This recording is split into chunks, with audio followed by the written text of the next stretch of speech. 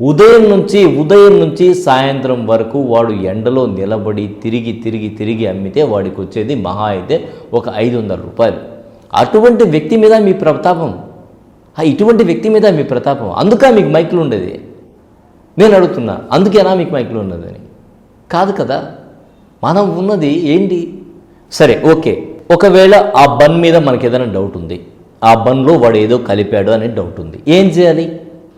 సంబంధిత అధికారులను పిలవాలి. నువ్వెవరయ్యా వాడిని నిలబెట్టడానికి, 10 మందిలో నిలబెట్టి అతన్ని అవమానించడానికి నువ్వు ఎవరు అని అడుగుతున్నా నేను. మీ కేసు సంబంధం. ఖచ్చితంగా ఇటువంటి వాళ్ళ మీద కేసు బుక్ చేయాలి నేనైతే చెప్తున్నా. ఎందుకంటే ఏదైనా ప్రాబ్లం వచ్చి అడగండి, ఇది ప్రాబ్లము అయ్యా, ఆ బన్ను ప్యాక్ చేసివు, నేను తీసుకెళ్తాను. దాన్ని బన్ను కిందేసి తొక్కేసి గందరగోళం చేసి ఇటువంటి పరిస్థితులు చూస్తున్నాం. ఇదంతా కరెక్ట్ కాదు.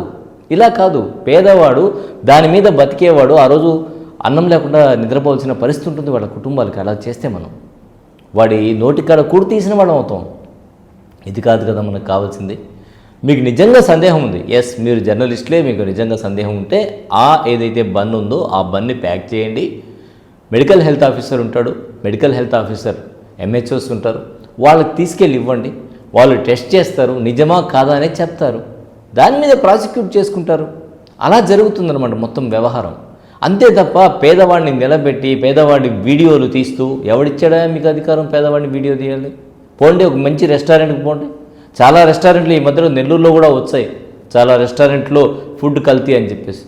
సో వాళ్ళంతా హైలైట్ చేయడానికి మీకు ఏది కూడా నేరం నిరూపణ కాకముందు అతన్ని బ్లేమ్ చేసేటువంటి హక్కు ఎవ్వడికి ఇవ్వలేదు, ఎవరికి లేదు.